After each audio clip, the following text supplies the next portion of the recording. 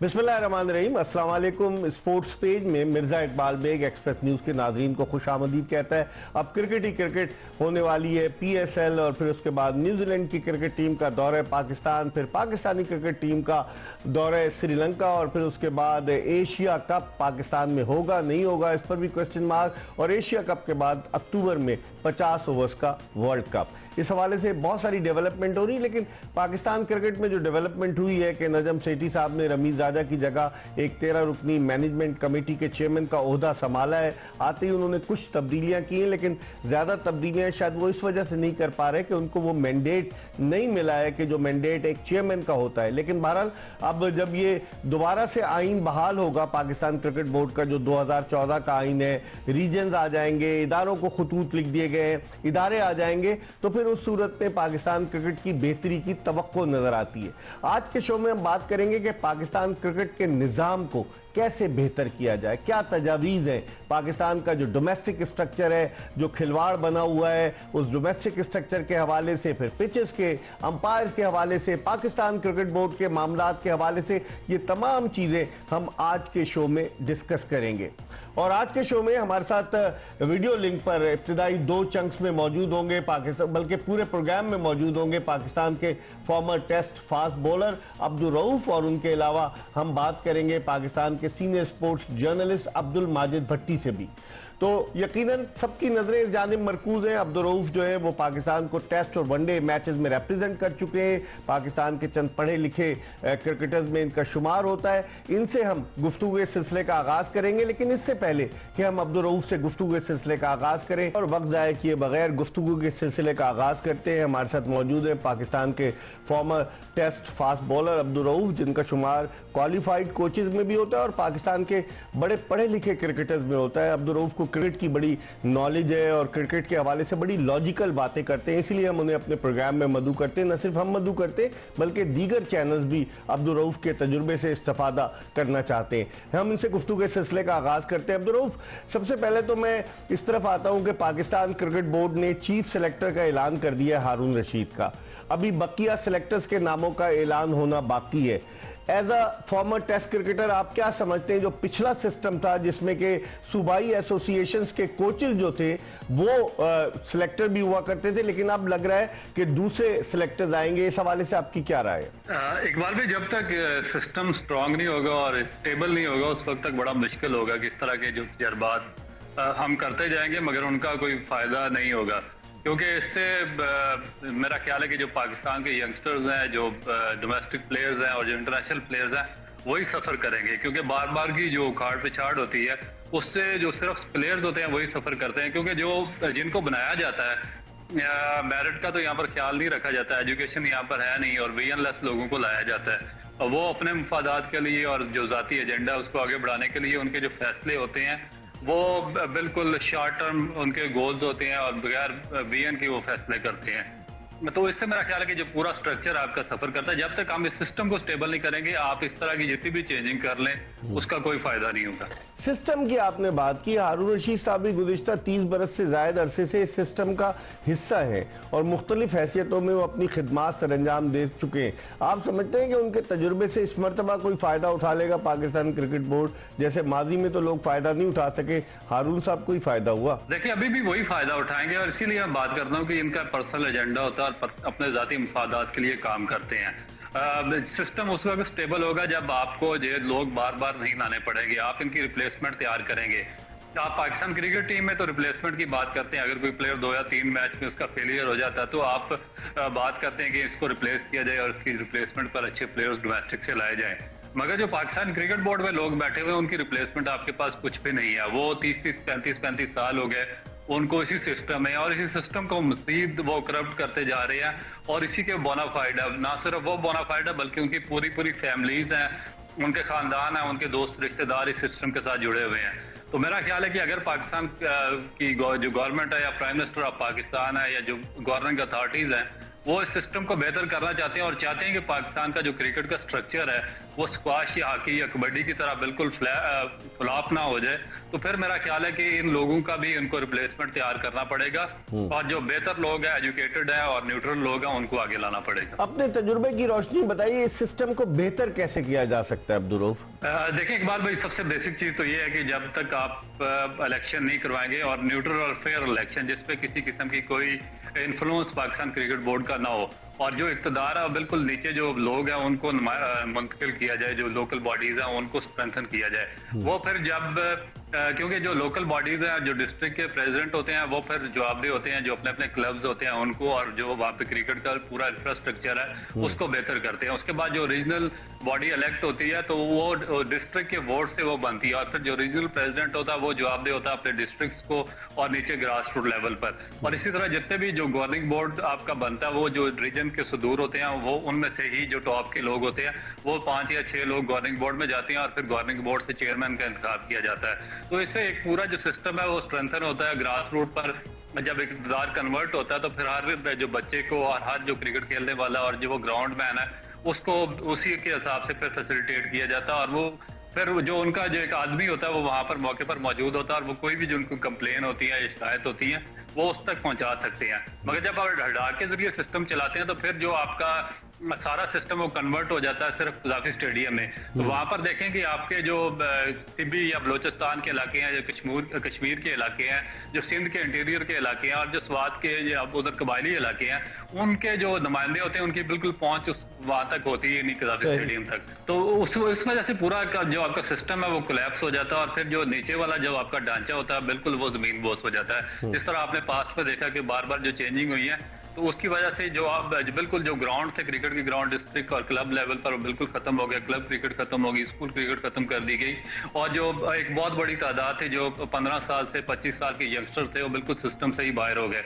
तो मेरा ख्याल है कि ये चीजें जाकर आगे आपके लिए एक बहुत बड़ा नुकसानदेह साबित होती है पूरे सिस्टम के लिए। अच्छा, एक और चीज अब्दुल रऊफ कि हमारे यहाँ सियासी मदाखलत ज्यादा होती है। हालांकि आईसीसी का ये मोटो है कि किसी भी मुल्क के क्रिकेट बोर्ड में सियासी मदाखलत ना हो। भारत की भी मिसाल ले लें, वहाँ उनके वजीर दाखिला अमित शाह के बेटे जय शाह सेक्रेटरी हैं, लेकिन हमारे यहाँ यही होता है कि स्टेबिलिटी नहीं है कि अगर कोई हुकूमत बदलती है तो जो बोर्ड के ओहदेदारान हैं वो भी बदल जाते हैं। तो आपकी क्या राय है कि पाकिस्तान क्रिकेट बोर्ड को अगर सियासत से पाक रखा जाए, मेरिट की बुनियाद पर बाकायदा उन लोगों का, जिस तरह आपने सजेशन दी कि ग्रास रूट लेवल से जो क्लब क्रिकेट चलाते हैं, जो एसोसिएशन चलाते हैं, फिर डिस्ट्रिक्ट में आते हैं, अगर उनको नुमाइंदगी दी जाए और बगैर सियासत के, तो फिर क्रिकेट बोर्ड सही समत में जा सकता है। जी बिल्कुल, और फिर एक आपका पूरा सिस्टम स्ट्रेंथन हो जाएगा। फिर जो आपकी जो गवर्निंग बोर्ड बनेगा वो बहुत ज्यादा पावरफुल बनेगा। वो फिर किसी जो पॉलिटिकल पार्टी है उसकी जो इंटरफेरेंस से गवर्निंग बोर्ड के लोग इलेक्ट नहीं होंगे, बल्कि वो नीचे से सिलेक्ट होकर आएंगे और वो नीचे जवाबदेह होंगे। फिर क्योंकि वो पावरफुली सिलेक्ट होकर वहां पर वो अपने सिस्टम का इलेक्ट्रॉनिक सिस्टम के जरिए इलेक्ट होकर आते हैं गवर्निंग बोर्ड में, तो फिर वो जो आपकी सिलेक्शन कमेटी है वो भी एक आजादाना फैसले नहीं कर सकेगी। उसका भी वो पूछेंगे कि आपने कौन सी बेस पर ये बच्चा सिलेक्ट किया और इसकी क्या परफॉर्मेंस थी। फिर उसके बाद जो आपका पूरा डोमेस्टिक का ढांचा है वो भी बेहतर तरीके से चलना शुरू हो जाता है। जो आपका पूरा सिस्टम है वो उसमें पूरी आपकी जो पूरी जो 5 सूबे के फंक्शन है, जो 4 सूबे के आज गिलगित बल्तिस्तान के, वो तो फिर फंक्शन हो जाते हैं और फिर उनकी प्रॉपर नुमाइंदगी वहां पर मिल जाती है। तो फिर कोई बंदा भी ये बात नहीं करता कि हम सिस्टम से आउट है और हमें पूछा नहीं गया और हमारी रिप्रेजेंटेशन पाकिस्तान क्रिकेट बोर्ड में नहीं है। जब आप ऊपर से लोग लाकर बिठा देंगे तो फिर ये नीचे है जो फिर वो जो आपके छोटे सूबे हैं वो बहुत ज्यादा डिप्राइव हो जाते हैं और उनकी कोई शिकायत तो और उनको कुछ सुनने वाला वहां पर नहीं होता। ठीक है अब्दुल रऊफ, आप हमारे साथ रहिएगा। प्रोग्राम में वक्त हो गया एक ब्रेक का, हम ब्रेक ले रहे हैं। स्पोर्ट्स पेज में पाकिस्तान के former test fast bowler Abdul Rauf हमारे साथ मौजूद हैं। ब्रेक के बाद जब वापस आएंगे मजीद बात करेंगे कि पिचेस के मयार को कैसे बेहतर बनाया जाए, अंपायरिंग के मयार को कैसे बेहतर बनाया जाए। जो मैचेस गुज़िश्ता सेटअप के हो रहे थे उन मैचेस को वही कहते हैं कि जंगल में मोर नाचा किसने देखा। तो बहुत सारी ऐसी चीजें हैं कि जिन पर बात हो सकती है। तो हम एक ब्रेक के बाद अब्दुल रऊफ के साथ दोबारा आपको ज्वाइन करेंगे, कहीं जाइएगा नहीं। Stay tune to Express news.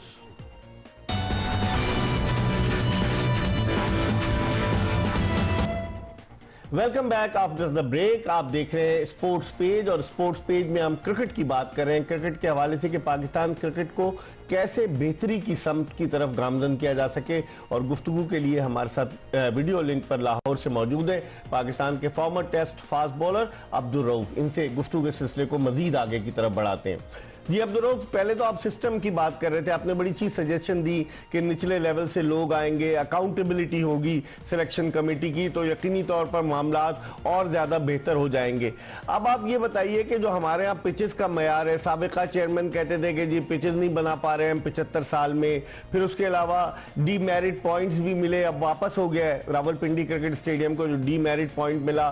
फिर पिचेस के हवाले से पहले कहा गया ड्रॉप इन पिचेस आएंगी, फिर पिचेस नहीं बन सकती। आपकी क्या राय है, डोमेस्टिक क्रिकेट में किस तरह की पिचेस होनी चाहिए, क्योंकि आपने तो एक तवील अरसा पाकिस्तान में डोमेस्टिक क्रिकेट खेलकर गुजारा है। इकबाल भाई, मेरा ख्याल है कि पिचेस का इतना मसला नहीं है, जो हमारी इंटेंशन है वो क्लियर नहीं है, और जो हमारा बार बार की चेंजिंग है उसने बिल्कुल सारे सिस्टम को खराब कर दिया है। जब आप बहुत ज्यादा ग्राउंड में क्रिकेट वगैरह करवाएंगे तो आपकी जो पिचेस है डिफरेंट होती है। फर्स्ट जब हम खेला करते थे तो गुजरांवाला की पिच की बाउंसी थी, सियालकोट की पिच बहुत हार्ड थी, अच्छी पिच थी। उसके बाद रावलपिंडी की पिच उसमें स्विंग होता था, मुल्तान की डिफरेंट पिच थी, लाहौर की अच्छी पिच थी, जो कराची की वो बैटिंग पिच होती थी। तो जो मुख्तलिफ टेस्ट सेंटर्स थे वहां पर जो पिचेस का बिहेवियर वो मुख्तलिफ होता था, मगर with the passage of the time जो हमने जो स्टेडियम थे हमसे संभाले नहीं गए और हमने बिल्कुल वो जाया कर दिए। इसके साथ ही जो हमारा सिस्टम का स्ट्रक्चर था वो भी खराब हो गया। तो अब हमारे पास रहकर एक या दो स्टेडियम है जहां पर हम मैचेस वगैरह करवाते हैं, कराची में करवा देते हैं, रावलपिंडी में या लाहौर में करवा देते हैं, उसके बाद अभी मुल्तान में शुरू हुए हैं। तो वहां पर भी जो देखें कि जब आपकी इंटेंशन क्लियर नहीं होगी, आप डिफेंस पर जाओगे और जब आप बिल्कुल जीरो वाली मशीन के साथ आप रगड़ाई करवा देंगे पिच की और उसको बिल्कुल एक रोड बना देंगे तो फिर उसका रिजल्ट आना बहुत मुश्किल हो जाएगा। अब जो डी-नोटिफाई पॉइंट आपको रावलपिंडी में मिले हैं, अब देखें कि उसका जो क्रेडिट था अब ये वाले ले रहे हैं और जो डिसक्रेडिट था वो पुराने वालों को दे दिया। डेफिनेट उनको डिसक्रेडिट इसलिए जाता है कि वो डिफेंस पर गया और इंग्लैंड की फास्ट बॉलिंग अटैक से वो कायब थे, इससे पहले ऑस्ट्रेलिया से कायब थे और उन्होंने बिल्कुल फ्लैट पिच बना दी, तो आईसीसी ने उसको डी नोटिफाई कर दिया। अब पाकिस्तान क्रिकेट बोर्ड अपील में गया था और अपील में पाकिस्तान क्रिकेट बोर्ड बिल्कुल ठीक गया था, क्योंकि थैंक्स टू जो इंग्लैंड के कैप्टन थे उनकी वजह से जो मैच का जो रिजल्ट था वो बरामद हो गया था और पाकिस्तान वो मैच हार गया था। और आईसीसी ने इसी फैसले को मद्देनजर रखते हुए बेन स्टोक्स के तो आईसीसी ने जो डी नोटिफाई पॉइंट था वो कैंसिल कर दिया, उसका क्रेडिट ले रहे हैं हमारे जो नए क्रिकेट बोर्ड की मैनेजमेंट आई है। तो जब हम इस तरह की हम क्रेडिट लेंगे और क्रेडिट छीनेंगे तो फिर बहुत मुश्किल हो जाएगा सिस्टम को आगे बढ़ाना, क्योंकि हमें मेरिट पर और बेहतर फैसले करने पड़ेंगे।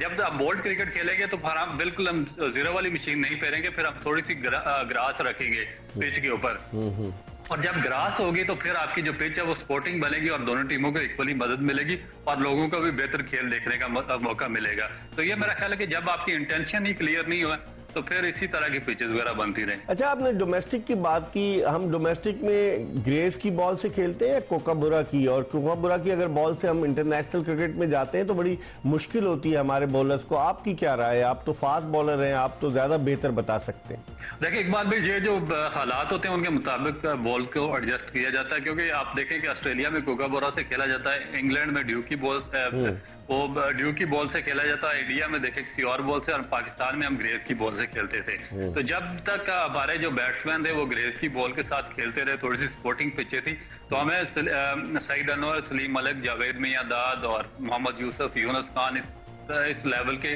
क्लास के बैट्समैन हमारे पास आते रहे। हमें कभी भी बॉलिंग का प्रॉब्लम नहीं हुआ, क्योंकि हमारे आप फजल महमूद साहब से शुरू करें और एंड तक अभी तक देखें कि हमारे पास एक फास्ट बॉलर की एक लॉट लगी हुई है। तो इसका मतलब है कि जो ग्रेस की बॉल है उसका कोई डिसएडवांटेज हमें नहीं हुआ, बल्कि बहुत बड़ा एडवांटेज हुआ है। तो हमने अब देखे ना कि वो एक बात है कि कौवा चला हंस की चाल और अपनी भी भूल गया, तो हमने वही चाल चलनी शुरू की। हमने ऑस्ट्रेलिया का कल्चर अडॉप्ट किया, क्योंकि वहां पे जो ऑस्ट्रेलियन सॉइल है वो नेचुरली वो बाउंसी है जी। तो वहां पे जो कोकाबुरा का बॉल है जिसमें सिलाइयां मशीन की बनी होती है और कम होती है, तो वो उसको भी वहां पर एक अच्छा बाउंस वगैरह मिल जाता है और बॉल कैरी हो जाती है विकेट कीपर तक। और उसके बाद जो स्पिनर्स हैं उनकी बॉल में भी जान होती है और वो स्ट्रेंथ होती है और थोड़ा सा वो स्किड करता है तो कैरी होता है। अब जब हमारी बिल्कुल डेड जो सॉइल्स हैं जहाँ पर बिल्कुल इनको पिच वगैरह तैयार करना नहीं आती और डेड पिचेज है, वहां पर अगर आप कोकाबुरा लगा देंगे तो फिर इसका रिजल्ट ये होगा कि वो बैट्समैन के लिए एक जदत बन जाएगी और अगर कोई बॉलर आएगा भी, वो भी तीसरे चौथे मैच में अनफिट हो जाएगा और आपको ना बॉलर मिलेगा और ना ही आपको अच्छा बैट्समैन मिलेगा। तो ये देखें ना कि जब तक आपको क्रिकेट की सेंस ना हो तो उस वक्त तक आप फिर इस तरह के फैसले लेते हैं और उससे आपका पूरा सिस्टम जो सफर करता है। अच्छा, एक और चीज कि आपने कहा चले बॉल जब हम खेलते हैं, लेकिन अब्दुल जो अंपायरिंग का मयार है, आप नहीं समझते कि हमारे अंपायरिंग में भी, क्योंकि वो बाज मैचेस लाइव आते हैं, बाज नहीं आते और अंपायर अपनी मर्जी कर रहे होते हैं, मैच रेफरी की कोई चेक एंड बैलेंस नहीं है, इस पर भी तवज्जो देनी चाहिए। अंपायरिंग के जो कोर्स होते हैं अपने मंजूर नजर लोगों को अंपायर बनवा देते हैं, उन्हें लगवा देते हैं, इंटरनेशनल क्रिकेट में आ जाते हैं और अपने मंजूर नजर लोगों पर ही नजर करते हैं और जो डिजर्विंग होता है उसको बाहर कर देते हैं। इस हवाले से आपकी क्या राय है? इकबाल भाई, जितना ये सिस्टम बद से बदतरीन की तरफ जा चुका, आपकी सोच भी वहां पर नहीं जा सकती, क्योंकि जिस तरीके से इन लोगों ने मैनिपुलेट किया हुआ और जिस तरीके से इन लोगों ने अपना एक सिस्टम को कैप्चर किया हुआ है, वो बिल्कुल किसी माफिया के तौर पर सिस्टम के चलाते हैं। ये किसी भी अच्छे आदमी को उस सिस्टम का हिस्सा बनने ही नहीं देते।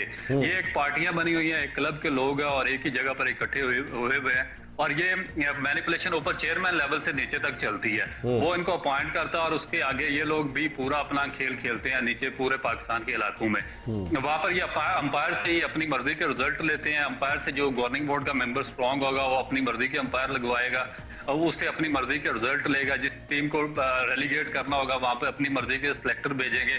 पहले तो उनकी सिलेक्शन अच्छी नहीं करेंगे, फिर उसके बाद जो अंपायर्स भेजेंगे वो दूसरी टीम की फेवर में फैसले देंगे और उनको रेलीगेट करवाएंगे। ये इस तरह का एक चक्कर चलता रहा पाकिस्तान क्रिकेट बोर्ड में और अभी तक चल रहा है। तो ये मेरा ख्याल है कि जो इनकी मैनिपुलेशन है, जो लोग अंपायर्स या मैच रेफरी के ऊपर बैठे हुए हैं, ये खत्म करनी पड़ेगी। अभी मैंने आपको बताऊं कि मैंने भी ये 2 कोर्सेज वगैरह किए हैं, क्योंकि मेरी कोई इंटेंशन आपको पता है कि नहीं है इनसे जॉब वाज ले लेगी, मगर मैंने इनका सिस्टम चेक करने के लिए मैं चीजें करता रहता हूं। मैंने कोचिंग के भी किए हैं, मैच रेफरी का भी किया, अंपायर्स के भी किए हैं। तो आप यकीन करेंगे कि इन लोगों ने कभी मुझसे मुड़कर पूछा भी नहीं है कि भाई आप क्या करना चाह रहे हैं। यानी कि इस हद तक इनके अंदर डर और खौफ है कि कोई बंदा मेरिट पर आकर हमारी जगह ना ले ले। सही, बिल्कुल। तो ये इस तरीके से ये सिस्टम, हालांकि मैंने करना नहीं था, मैंने बस इनको चेक करने के लिए मैंने एक ऑफिशियली कोर्स किया था, मगर इनकी खौफ का ये आलम था कि इन्होंने दोबारा पलट कर मुझे पूछा तक नहीं कि भाई आप करना भी चाह रहे हैं कि नहीं करना चाह रहे। और सब जो अपनी मर्जी के लोग थे और जो जिनको कुछ पता नहीं है उन सबको इन्होंने बंदरबांट कर दी। बस वही वजह है ना अब्दुल, ये कॉम्पिटेंट आदमी को जो इनसे ज्यादा काबिल हो उसको आगे नहीं आने देते। और आपने बिल्कुल सही कहा कि माफिया है। हम एक ब्रेक की तरफ बढ़ रहे। पाकिस्तान के former test fast bowler Abdul Rauf Pakistan की डोमेस्टिक क्रिकेट के हवाले से गुफ्तगू कर रहे हैं। तभी अरसे तक इन्होंने पाकिस्तान में डोमेस्टिक क्रिकेट खेली, इनसे ज्यादा कौन बेहतर जान सकता है, इस पर हम मजीद बात करेंगे। लेकिन वक्त हो गया प्रोग्राम में एक छोटे से ब्रेक का। ब्रेक के बाद जब वापस आएंगे गुफ्तगू के सिलसिले को मजीद आगे की तरफ बढ़ाएंगे, हमारा इंतजार कीजिएगा।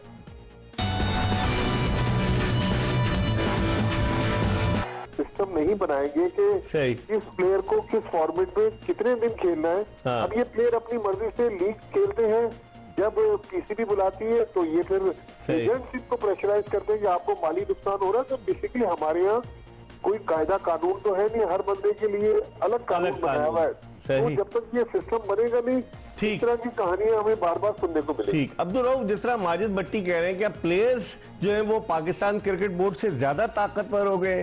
जिस तरह हम भी थे उस फंक्शन में जहां नजम सेठी साहब कह रहे थे कि चूंकि कोयटा और पेशावर का मैच खेला जाने वाला है और उसमें भी कुछ प्लेयर्स आने से रिलेक्टेंट थे, तो आपकी क्या राय है कि इस तरह से प्लेयर्स पावर के आगे सरेंडर करना चाहिए या फिर आंखों में आंखें डालकर उनसे बात करनी चाहिए?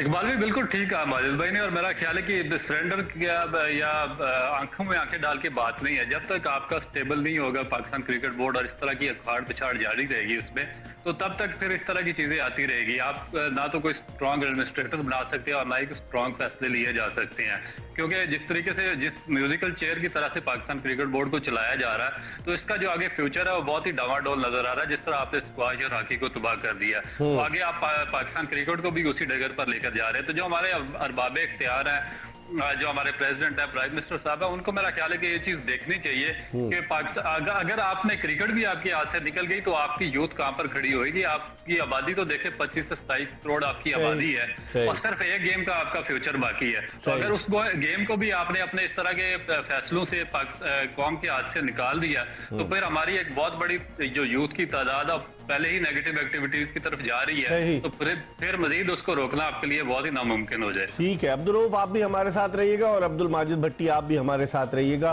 वक्त हो गया प्रोग्राम में एक ब्रेक का, ये प्रोग्राम का आखिरी ब्रेक है और उसके बाद हम दोबारा जब आपको ज्वाइन करेंगे तो अब्दुल रऊफ भी हमारे साथ मौजूद है, अब्दुल माजिद भट्टी भी हमारे साथ मौजूद है। अब्दुल माजिद भट्टी से पूछेंगे, जिस तरह अब्दुल रऊफ कह रहे थे कि सिस्टम बेहतर कैसे होगा, ट्रांसपेरेंसी लाई जाए चेयरमैन, क्योंकि अगर देखें 1999 से लेकर अब तक 11 अफराद चेयरमैन के ओहदे पर फाइल रह चुके हैं, सेठी साहब 2-3 मरतबा रह चुके हैं, तो इस पर भी हम बात करेंगे, इनपुट लेंगे इन दोनों का।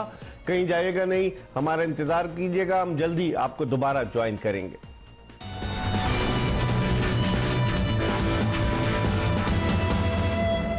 ब्रेक के बाद एक मरतबा फिर स्पोर्ट्स पेज में एक्सप्रेस न्यूज के नाजरीन को खुशामदीद कहते हैं। हम क्रिकेट के हवाले से बात कर रहे हैं और पाकिस्तान क्रिकेट के हवाले से बात कर रहे हैं। हमारे साथ टेलीफोन लाइन पर मौजूद है senior sports journalist Abdul Majid Bhatti और वीडियो लिंक पर लाहौर से मौजूद है पाकिस्तान के former test fast bowler Abdul Rauf. Abdul Majid Bhatti sahab, आपकी तरफ चलते हैं, जरा मुख्तसरन बताइए कि जिस तरह मैंने ब्रेक पर जाने से कबल कहा कि 1999 से लेकर अब तक 11 चेयरमैन पाकिस्तान क्रिकेट बोर्ड के रह चुके हैं और अभी तक कोई स्टेबिलिटी नहीं आई। तरीक़ाकार क्या होना चाहिए? हुकूमत की मदाखलत के बगैर क्रिकेट बोर्ड चलना चाहिए? क्योंकि अगर हुकूमत तब्दील होती, जिस तरह अभी 4 महीने के लिए आए सेठी साहब, फिर उसके बाद इलेक्शन होंगे, बहुत सारी चीजें होंगी, तो आपकी क्या राय है इस हवाले से? देखिए, होना तो चाहिए, लेकिन हमारे मुल्क में जिस तरह सो कॉल्ड क्रिकेट बोर्ड में जमहूरी निज़ाम है, मेरे ख्याल में हुकूमत की मुदाखलत खत्म नहीं हो सकती। अगर हुकूमत की मुदाखलत खत्म हो जाए, इंडिपेंडेंटली क्रिकेट बोर्ड काम करे, तो शायद मामलात में कुछ बेहतरी आए। लेकिन पाकिस्तान में शायद हमने तो 75 साल में देखा है कि आज तक तो ये चीज तब्दील नहीं हुई और आगे भी तब्दील होने के कुछ चांसेस नजर नहीं आ रहे। ठीक, अब्दुल रऊफ, आप क्या कहेंगे? जो पिछला क्रिकेट बोर्ड था उसमें भी बहुत सारे लोग लगा दिए गए, जो खान साहब के करीबी लोग थे, उससे पिछले क्रिकेट बोर्ड में भी जो हुकूमत के करीबी लोग थे वो लगा दिए गए। गवर्निंग बोर्ड की मैं बात कर रहा हूं, तो आप क्या देखते हैं कि किस तरीके से निजात तो नहीं मिल सकती? जिस तरह अब्दुल माजिद भट्टी कह रहे हैं कि अलमिया है हमारा, ये हम कैसे जान छुड़ा सकते हैं इस सिस्टम से? इकबाल भी वाकई बहुत बड़ा अलमी है और मेरा ख्याल है कि जब तक जिस चीज में पाकिस्तान में पैसे आ जाए तो फिर उस पर बहुत बड़ी तादाद में लोग उसमें इन्वॉल्व होना शुरू हो जाते हैं और सारे उसी की तरफ भागते हैं। आप देखें कि आज स्क्वाश की तरफ कोई भी नहीं जा रहा, हॉकी की तरफ, फुटबॉल की तरफ कोई भी नहीं जा रहा, कबड्डी की तरफ, क्योंकि वहां पर पैसा नहीं और हर बंदा इसी क्रिकेट बोर्ड में ही घुसना चाह रहा है। तो मेरा ख्याल है कि इसीलिए मैं बात करता हूँ कि जो आपका सिस्टम है वो बहुत ज्यादा स्ट्रांग होना चाहिए, क्योंकि जो गवर्नमेंट की मुदाखलत था वो कंटिन्यू रहेगी इस सिस्टम में। और स्ट्रांग जब आपका बोर्ड होगा, जिस तरह इंडिया में है कि रणजी ट्रॉफी हो रही है और चाहे कोई भी चेयरमैन या कोई भी एडमिनिस्ट्रेटर आ जाए, वो सिस्टम वैसे ही चलता रहेगा। इंग्लैंड की जो काउंटी स्ट्रक्चर है वो वैसे ही चलेगा, जो ऑस्ट्रेलिया का स्ट्रक्चर है वो भी वैसे ही चलता रहता है, चाहे कोई भी आ जाए। तो मैं कहता हूं कि आप लोग अपने बेशक चेंजिंग करते रहे और अपने लोगों को ऑब्लाइज करते रहे, वो आकर जो मर्जी यहाँ पर करें, मगर सिस्टम के साथ छेड़छाड़ बंद करें, क्योंकि पाकिस्तान की बहुत बड़ी यूथ इस क्रिकेट के साथ इन्वॉल्व है और जब आप बार बार इस सिस्टम को छेड़ते हैं तो वो बहुत बड़ी यूथ की तादाद इस पे से सफर करती है, बेरोजगारी फैलती है, अनएम्प्लॉयमेंट फैलती है और उससे पाकिस्तान के जो नौजवान है वो बहुत ज्यादा मुतासर होते हैं। माजिद भट्टी साहब, आप क्या देख रहे हैं तब्दीलियां सेठी साहब के आने के बाद? अभी तो कहते हैं 4 महीने का उनको वक्त दिया गया, 13 रुकनी मैनेजमेंट कमेटी है, डिसीजन वो अभी लेने वाले हैं। आप समझते हैं कि कुछ लोगों को जो है अपने घर जाना पड़ेगा या कुछ लोग बचने में कामयाब हो जाएंगे पीसीबी में? इकबाल, अभी तक तो सेठी साहब का हनीमून पीरियड चल रहा है। मुझे लग नहीं रहा है कि बहुत बड़ी तादाद में पुराने लोग जो हैं वो क्रिकेट बोर्ड को खैरबाद कहेंगे। दरअसल एक अजीबोगरीब काम ये हुआ है कि बहुत सारे जो पीसीबी के अफसरान थे वो कम तनख्वाहों पर भी अब इस उम्मीद में काम करने के लिए तैयार हो गए कि शायद हुकूमत में रिजीम चेंज आ जाए, चंद महीने में फिर उनको दोबारा पनपने का मौका मिल जाए। लेकिन सेठी साहब का देखें, सेठी साहब की जो सलाहियतें हैं, उनका जो काम करने का अंदाज है, उससे तो इनकार नहीं है। लेकिन अब पीसीबी हेडक्वार्टर में वो कितनी मजबूत टीम बना सकते हैं? एक तरफ तो पाकिस्तान की टीम पर भी कौम की नजरें हैं, दूसरी तरफ पीसीबी मैनेजमेंट टीम जो है, एक तो वो मैनेजमेंट कमेटी है जो 24 रुकनी जिसका पहले ऐलान हुआ था, लेकिन जो इंतजामी अफसरान पर मुश्तमिल सेठी साहब की टीम होगी वो ही तयन करेगी कि सेठी साहब जो है वो पाकिस्तान क्रिकेट को कहाँ लेकर जाते हैं। लेकिन मेरे ख्याल में चंद एक वो अपने पुराने साथियों को लेकर आए, बल्कि पिछले दिनों उन्होंने एक तकरीर प्रेस कॉन्फ्रेंस में कहा कि मैं अपनी पुरानी कोर टीम को पीसीबी में लेकर आ गया हूँ। अब वो कोर टीम किस तरह डिलीवर करती है इसका जवाब तो वक्त ही हमें देगा। सही, आपने सही कहा। नायला भट्टी वो पीएसएल की कमिश्नर बनकर आई हैं, वो पहले डायरेक्टर कमर्शियल थी। अब्दुल रऊफ, चलते चलते आप भी मुख्तसरन बता दीजिए, आप समझते हैं जैसा माजिद भट्टी करेंगे कम तनख्वाहों पर भी तैयार हो गए अफसरान काम करने के लिए, शायद इस उम्मीद में कि कुछ और तब्दीली अमल में आए और इस उम्मीद में कि सारा उनका पिछला हिसाब किताब बैलेंस उनको वापस किया जाए कि जो 40% या 30% तनख्वाह कम हो रही है। क्या कहेंगे? जी बिल्कुल, इकबाल, मेरा ख्याल है कि जिस तरह अल्लामा इकबाल ने कहा कि व्यवस्था है शजर से उम्मीदें बाहर रख, तो उन्होंने भी बाहर की उम्मीद रखी हुई है और इसी इंतजार में बैठे हुए जुड़े हुए क्रिकेट बोर्ड के साथ कि हमारी बाहर एक दफा फिर आएगी और हमारी जो बाहरें खिलेंगी। तो मेरा ख्याल है कि इसीलिए मैं कहता हूँ कि कॉम्पिटेंट लोगों को रखना चाहिए बजाय कि इन लोगों की बाहर लगी रहे। देखिए कि एक बड़ी कोई भी चेंज करने में अभी तक नाकाम रहे हैं। वो जो बड़े बड़े एडमिनिस्ट्रेटर थे या जो डायरेक्टर थे वो अपनी अपनी पोस्टों पर ही बैठे हुए हैं, उनमें से किसी को नहीं निकाला गया। और बावजूद इसके कि उन्होंने पूरा ढांचा खराब कर दिया था, मगर उसके बावजूद अपनी इनकम्पिटेंसी के बावजूद भी वो अभी तक मौजूद है। तो मेरा नहीं ख्याल कि कोई इतना बड़ा कोई रेवोल्यूशनरी इकदाम कर सकते हैं। चलिए, बहुत बहुत शुक्रिया अब्दुल रऊफ, आपने हमें वक्त दिया, और अब्दुल माजिद भट्टी आपका भी बहुत बहुत शुक्रिया। इसके साथ ही आज की ये एपिसोड अपने इख्तिताम को पहुंची। इंशाल्लाह अगर जिंदगी ने वफा की तो अगले प्रोग्राम में फिर आपकी खिदमत में हाजिर होंगे। मिर्जा इकबाल बेग और एक्सप्रेस न्यूज की पूरी प्रोडक्शन टीम को इजाजत दीजिए। अल्लाह हाफिज।